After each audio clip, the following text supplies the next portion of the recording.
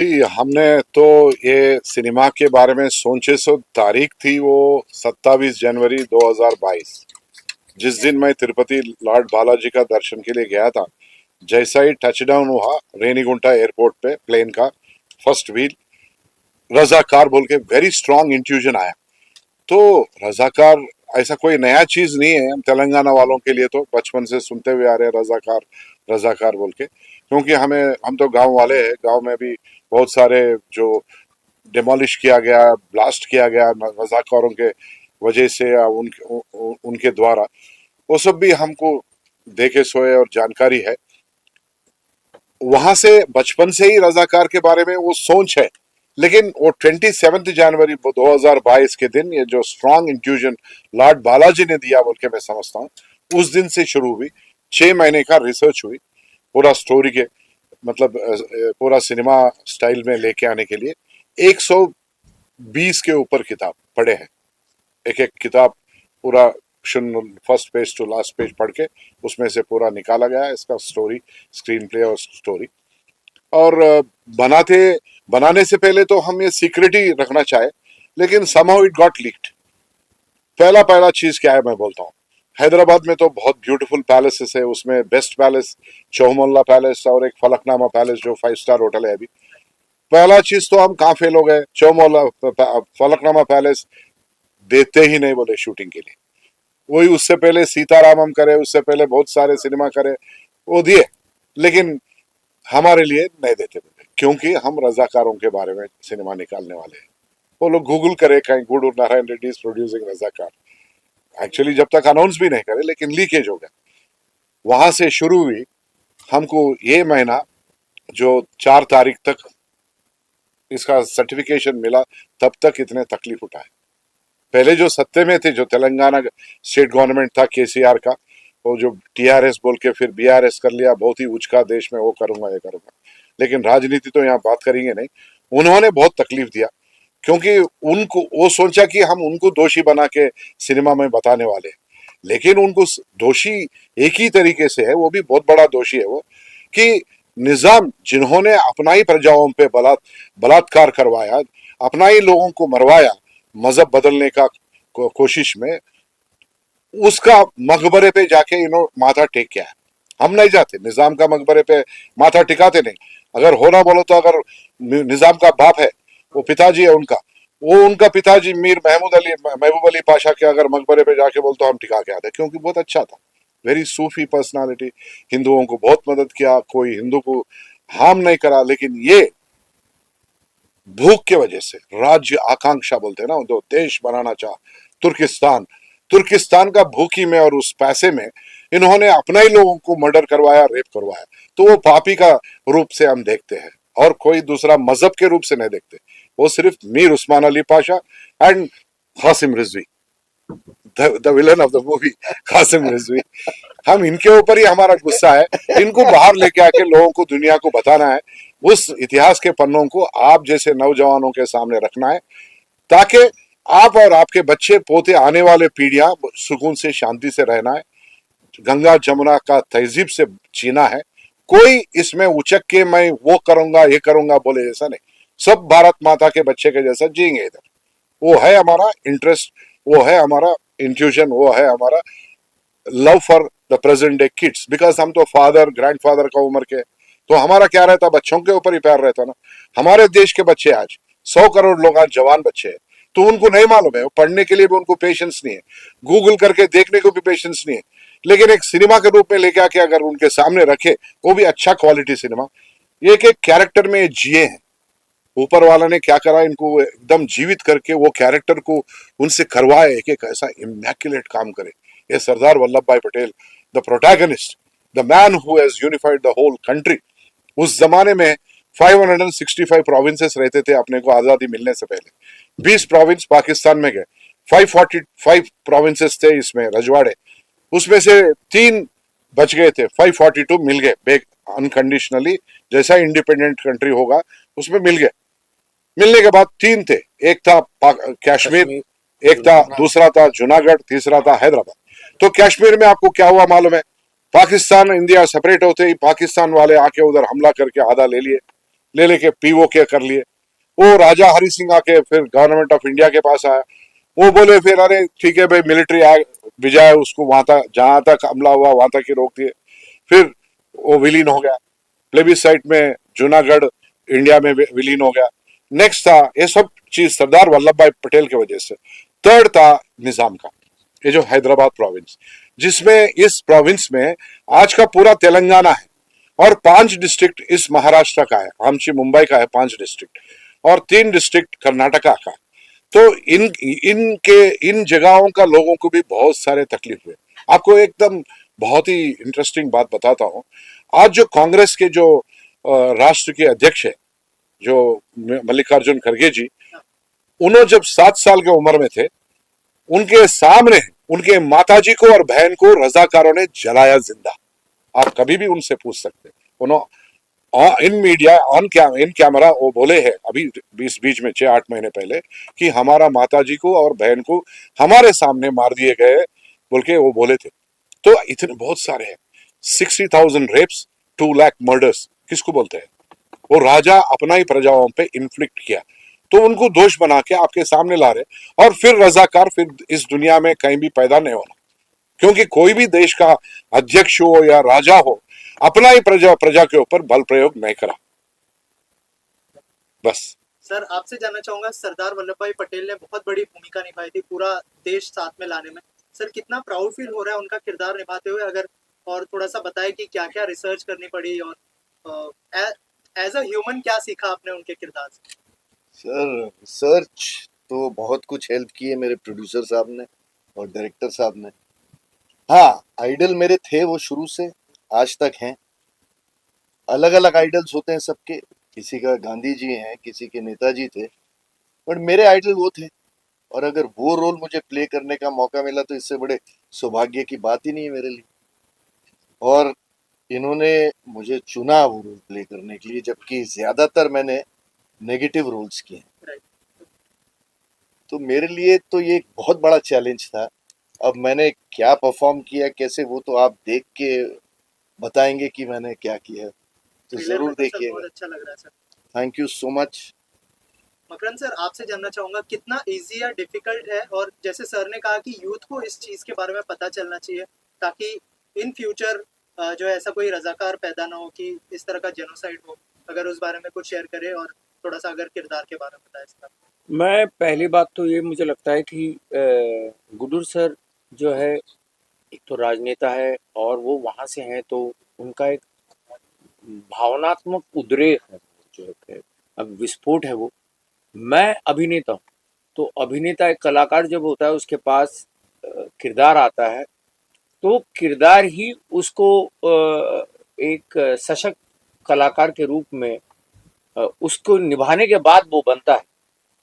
तो मेरे लिए चैलेंजेस तो ये थे कि आप इतिहास का किरदार करो और जिसके बारे में उतनी मालूमात नहीं थी। निज़ाम हम कहते हैं, लेकिन ऐसा ध्यान में नहीं आ रहा था कैसे दिखते हैं, कैसे बोलते हैं, कैसे चलते हैं। और फिर रिसर्च जब शुरू हुआ, जब बातें हुई स्क्रिप्ट को लेकर कि क्या है, धीरे धीरे समझ में आया कि इतना सबसे संसार का अमीर आदमी, मतलब एक टाइम पर दुनिया का सबसे अमीर आदमी घोषित किया गया था टाइम मैगजीन 1937 में, और वही आदमी आपको साकार करना है।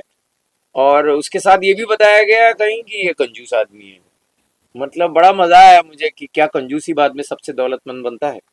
तो ये बातें सोच रहा था, लेकिन क्रूर कहाँ से हुआ? सबसे लिखा पढ़ा है साहित्य प्रेमी ऐसा आदमी अचानक से धर्मांध होके जब एक धार्मिक राष्ट्र बनाने के पीछे पड़ जाता है तो क्या होता है।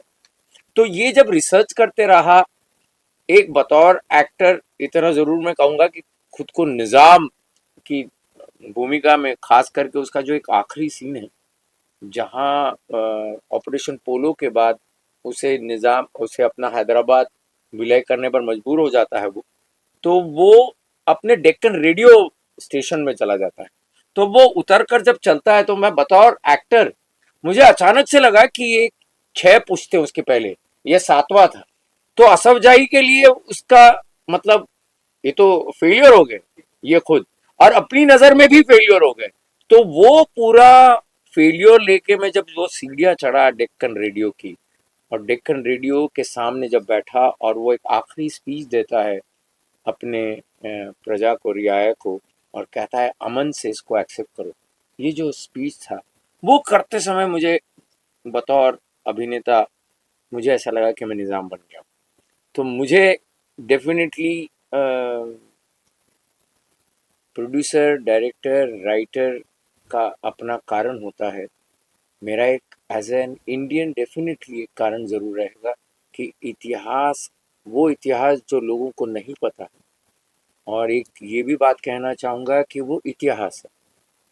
तो वो ऐसा नहीं है कि हम हमारे मुसलमान लोगों के, भाइयों के खिलाफ कुछ बोल रहे हैं। इतिहास में जो घटा है, जैसे हम गांधी फिल्म बनी थी तो अंग्रेज़ों ने जो अत्याचार किए थे वो बताए थे, और फिर अंग्रेज़ों ने ही वो फिल्में देखी थी, और इसलिए मुझे नहीं लगता कि उसको लेके किसी ने कुछ सोचना चाहिए।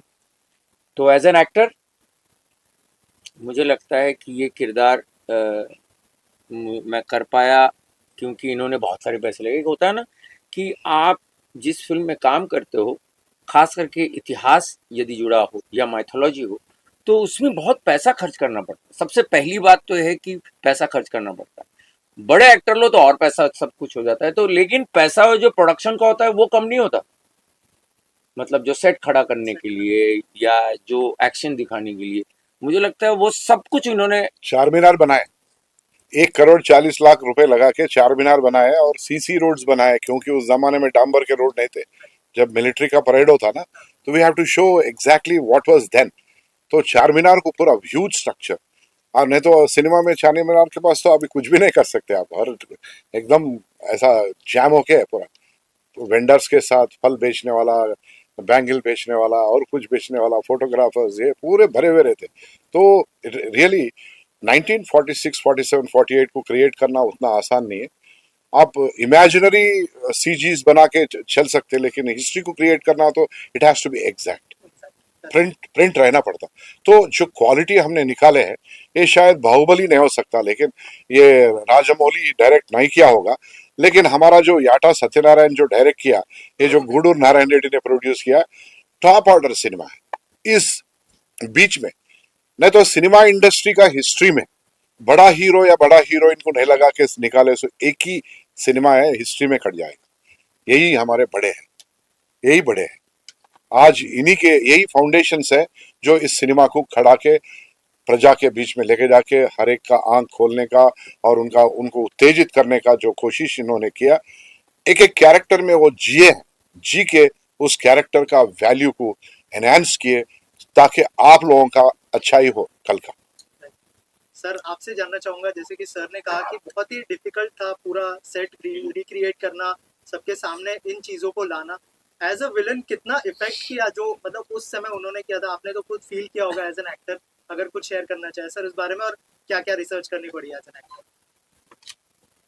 कोई भी काम जिसमें चैलेंज ना हो, एक्साइटमेंट ना हो, उसमें वैसे भी मज़ा आता नहीं है, वो वैसे भी बोरिंग हो जाता है।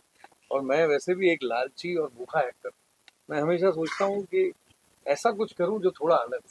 वो थोड़ा अलग चुनने के चक्कर में थोड़ी मेहनत ज़्यादा करनी पड़ती है, थोड़ी रिसर्च ज़्यादा करनी पड़ती है, थोड़ी जान ज़्यादा कमानी पड़ती है। और रही बात इसकी तैयारी की, तो तैयारी का कोई एक फिक्स लाइन नहीं है मेरी कि मैं इस तरह से तैयारी करूँगा। कभी कभी किसी रोल के लिए मैं कवालियाँ सुनने लगता हूँ, कभी कभी मैं पॉप म्यूजिक सुनता हूँ, कभी कभी मैं लोमड़ी को देखने लगता हूँ। घंटों में जो है किसी एक चैनल पे जो है लोमड़ी लोमड़ी देखता रहता हूँ। तो वो पागलपन करना पड़ता है, क्योंकि आपको पता ही नहीं रहता है कि आपको किस किस जगह से कहाँ सुर मिल जाएगा। कहीं कहीं आपको, क्योंकि जब हम पेंटिंग बनाते हैं तो रफ स्केच पे आप पूरी तरह से पेंटिंग के ग्राफ को तय नहीं कर पाते हैं। जब वो फाइनल हो जाती है तभी पता चलता है कि कुछ अच्छा बना कि कुछ खराब। तो इनिशियली आप ट्राई करते हो, आप सोचते हो चलो ये रंग डालता हूँ, फिर ये रंग डालता हूँ। अभिनय की भी तैयारी कुछ इसी तरह की होती है, बट वो बड़े मजे की तैयारी होती है। तो तकलीफ की जगह मैं उस शब्द को रिप्लेस करके लाऊंगा चैलेंजेस। तो चैलेंजेस अगर लाइफ में भी ना हो तो लाइफ भी मोनोटोनस हो जाएगी। तो वो, मुझे चैलेंजेस लेने में भी मजा आता है, और मैं वैसे भी पर्सनली भी बहुत जल्दी बोर होता हूँ, अपने आप से भी जल्दी बोर होता हूँ, अपने कपड़ों से भी बोर होता हूँ, अपने लुक से भी बोर होता हूँ। तो जिसको अपनी पर्सनल लाइफ में इतनी बोरियत होती है, उसको रोल्स में तो ज़्यादा बोरियत होती है। इसलिए मैं चाहता हूँ और मैं ऐसे ही रोल चुनता हूँ जिसमें मज़ा आए। बात रही क्रूएलिटी की जो आप बता रहे हैं, ये सब साइकोलॉजिकल गेम है। जितना आप अपनी साइकोलॉजी के साथ, अपनी सोच के साथ खेलोगे, उतना वो क्रूएलिटी, वो बारबेरियननेस, वो हार्शनेस वो पैदा हो जाती है, और वो आपके चेहरे में, वो आपकी बॉडी लैंग्वेज में, वो आपके जेस्चर में, पोस्चर्स में बाय डिफॉल्ट आने लगती है। बहुत ज़्यादा उसके लिए कुछ नहीं करना होता है, सिर्फ सोच को एक दिशा में ले जाना पड़ता है। वही मैंने किया। और सर मैं आपसे जानना चाहूँगा, जब भी इतिहास के पन्नों को फिल्म मेकर अपने फिल्म में उतारते हैं तो दोहरी मार झेलते हैं, एक राजनेता की तरफ से, एक सीबीएफसी की तरफ से। आपके लिए कौन सा चैलेंज ज्यादा रहा? मैं राजनीतिक आज मैं होके आज बीजेपी पार्टी में हूँ, लेकिन 40 साल गए, 40 साल कांग्रेस में रहा। मैं एक जिम्मेदार आदमी, जिस जिस एरिया से, जिस हैदराबाद से हूँ मैं, तो उधर जो इतने बुरे चीज हुए वो मैं शोकेस करने का जिम्मेदारी मेरे कंधों पे लिया। भारत माता का बच्चे का जैसा लिया, भगत सिंह का भाई का जैसा लिया, लेकिन मैं एक पार्टी, एक मजहब, एक प्रांत का आदमी का जैसा नहीं लिया। मैं इस देश का फर्स्ट, हम सिटीजन ऑफ इंडिया है ना, सिटीजन ऑफ हमारा गांव का तो नहीं बोलते। तो as a citizen of this country, I thought it is my responsibility to showcase what I know about my place, and where what has happened is something very unusual, where nowhere it has happened like that. No king has inflicted such injuries or hurt them irreparably like Nirbhaya से भी 60,000 निर्भया हुआ उधर, 2 lakh murders हुए। तो किसको बोलते हैं? ये बहुत बड़ा जेनोसाइड है, साइलेंट जेनोसाइड ऑफ हैदराबाद, उसलिए बोल रहे हैं, एकदम निशब्द मारण होम है। डैडी सर, आपसे जानना चाहूंगी, जब ये फिल्म लाना बहुत एक चैलेंज की बात है, जब टीजर और ट्रेलर रिलीज हुआ था तो सोशल मीन्स काफी ट्रोल हुआ, या फिर आपको कोई धमकी भरा कॉल वगैरह आया कभी? आए, बहुत सारे धमकियां हुए, कम से कम 1100 धमकियां, 1106 धमकियां हैं अभी तक तो, कि मार देते, काट देते, वो करते करते। मैं बोला ठीक है, मैं life and death is simple, it is like U turn the light of, it light is gone, turn the light on, light is on. So I am, as long as I'm living, I have made my history. I've already got my cinema into the domain of the universe. So even if I die early, what does it matter? I have done my part. So you can't eliminate or erase what I have created, right? So those people, whoever wants to inflict injury on me, they'll be failing in their life miserably, because I am doing with a good intention to enlighten my youth, my people, my children, my nephews, my daughters, my daughter-in-laws of the universe. I am enlightening them so that no other Rizakar will take birth in this country and inflict injuries on their own countrymen. I am making, when you have to understand it very subtly. So any person who has that evil mind or evil design will nullify himself. He will stop, he will henceforth desist from doing any kind of such idiotic things in the world. We have to live. Ganga Jamuna तहजीब से जिएंगे, parallel जिएंगे। आपको हम सलाम बोलेंगे, आपको आप हमारे को नमस्ते नहीं बोले तो परवाने के, आपको सत श्री अकाल बोलेंगे आपको, और शब्बे क्या बोलते हो, अमिताभ बच्चन तो बहुत बोलते रहते हैं, आप कौन भरे करोड़ में, हमारे को बहुत, हमारे साउथ भाषा तो मैं बहुत वनक्कम बोल सकता हूँ, सत श्री अकाल बोल सकता हूँ, नमस्कार बोल सकता हूँ, कूतकुंडू बोल सकता हूँ, ऐसे सब चीज बोल सकता हूँ। जय माता दी। अच्छा, हमारा सिनेमा का अभिनेत्री आई है, तो I will introduce, she is Anushriya Tripathi. ये सिनेमा में डेब्यू की है, तो उनका फ्लाइट लेट होने की वजह से कुछ ये हुआ। और कुछ प्रश्न है मेरे लिए? So I wanted to know from you, how was your experience working on It this was film? And it was a tell us wonderful about your character. experience because ये मेरा डेब्यू है and एक first time actor के लिए it's such a blessed opportunity कि इतने बड़े actors के साथ काम करना, इनके साथ मकरन जी के साथ स्क्रीन शेयर करना, और ये मेरे लिए I am really thankful to my producer Gudu Narayan Reddy ji and my director Yada Satnarayan ji for giving me this opportunity. So it was a wonderful experience. Thank you. Right. Also sir, आपसे जानना चाहूंगा, जैसे आपने कहा कि बड़े actors तो नहीं है लेकिन आपको बेस्ट एक्टर्स मिले, थोड़ा सा अगर बताए कि कैसे कास्टिंग हुई, क्या सोचा था आपने, क्या पहले से सोचा आई था? Would like to underline one point, बड़े एक्टर ये बड़े हैं, मेरा Yes, मतलब है establish heroes, Salman Khan, Yes, sir. Aamir Khan, हमारा नो कौन है वो, बन्नी, या नहीं तो शाहरुख खान, ऐसे ऐसे लोग। हाँ, मैं उनके लिए कोशिश भी नहीं किया, बॉलीवुड में तो आई कैनॉट इवन अफोर्ड, मैं टॉलीवुड में किया। I mean, categorically I'm telling, nobody had the guts to come and act in this movie. Yes, I don't mind being on record saying these words, because no one had. No, it's a delicate. What is delicate? I don't understand. You're not hurting anybody. You're only bringing out the history in front of the people. So anyway, I thought whatever may happen, but they are God sent messengers in this movie. Each person, Makaran Deshpande, he will act like original Nizam. वो तो निजाम जरा झुका हुआ रहता है, ये लंबा है, 5'10" है, वो 5'3" है, 7 इंचेस को उन्होंने कंट्रोल किया उन्होंने उनके झुकावट में. तो ये है इतना डेंजरस आदमी, सच ए ड्रेडफुल पर्सनालिटी. जो अपन शोले के बारे में सुनते हैं, बच्चे सो जाओ नहीं तो गब्बर आ जाएगा, बच्चे सो जाओ कासिम रिजवी आ जाएगा. मैं एक बात बताऊं आपको, मेरे को ना अक्सर ये बोलते थे कि राज, कासिम रिजवी का अगर डीएनए चेक करवाया या तेरा डीएनए चेक करवाया ना तो मैच हो जाएगा. तो ये बहुत बड़ा कॉम्प्लीमेंट है अपने आप में. तो कई बार बोलते थे पुनर्जन्म हो गया है कासिम रिजवी का, 2-3 बार. Yeah, that day he came for look test. He came and sat in front of me. मैं मेरा फोन से फोटो लिया और मैं तुरंत किसी को भिजाया, कैसा लग रहा है, अरे क्या है, कौन कासिम रिजवी पैदा हो क्या है क्या, ऐसा था. एंड सरदार वल्लभ भाई पटेल, ये हम तो सरदार वल्लभ भाई पटेल, मैं उसी कॉलेज में पढ़ा, तो कैसा, he is a hero actually. Hero को क्या करे, उस जमाने में भी मार्केटिंग कर लेके महात्मा गांधी और जवाहरलाल नेहरू बना दिए. सरदार Vallabh Bhai Patel actually should be number 2, और गांधी के बाद में सरदार वल्लभ भाई पटेल रहना चाहिए. नेहरू जी इस देश के लिए अन्याय किए, क्योंकि हादसे हो रहे, ठंडा बैठे हुए, क्या बोलो तो, अरे स्टैंड स्टिल अग्रीमेंट दिया ना. अरे स्टैंड स्टिल अग्रीमेंट देने के बाद भी अगर मेरा प्लॉट है, मैं आपको भेज दिया, अग्रीमेंट करा, तो आप घर बनाना शुरू करते without even agreement in that document.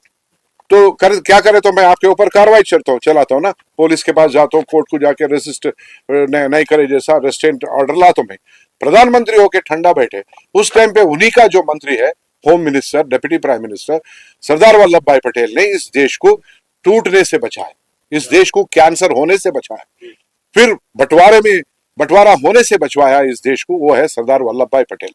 उनको आज अपन पूरे नमन करना है, उनको सैल्यूट करना है. उसके वजह से 3 दिन पहले हम जाके बारूच में जाके उनके कदमों पे पुष्प लगा के उनको हम प्रेयर करके आए, उनको थैंक यू बोल के आए, क्योंकि उनके वजह से आज हम लोग सच्चा हवा ले रहे. नहीं तो आतंकवादी फैलाने वाले पाकिस्तान में आज 1 किलो आटे के लिए अपन परेशान होते थे हम हैदराबाद में, क्योंकि तुर्किस्तान रहता था, वो पाकिस्तान के भाई बन के रहता था, कितना बुरा रहता था.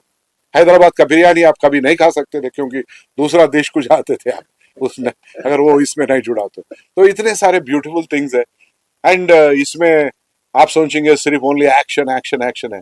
Here is a glamorous lady who has even parted with her glamour in the movie also. So there is glamour also.